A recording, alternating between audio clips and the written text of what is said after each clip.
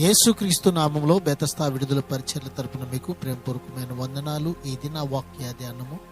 దేవా, నీ కృప చొప్పున నన్ను కరుణించుము, నీ వాత్సల్య బాహుల్యము చొప్పున నా అతిక్రమములను తుడిచివేయుము. కీర్తనల గ్రంథం 51వ అధ్యాయం 1వ వచనం. తన ఘోర పాపాలకు క్షమాపణ కలిగేందుకు దావీదుకు ఉన్న ఏకైక ఆశాభావం దేవుని కరుణ, అనుగ్రహమే.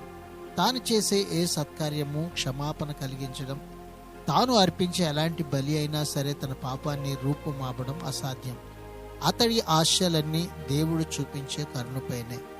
ఆ కరుణ కోసమే అతడు ఆశతో దేవుని వైపు చూస్తున్నాడు. నీవు కూడా ఆయన వైపు చూడగలిగితే తన కృప చేత ప్రభు నిన్ను కరుణిస్తాడు.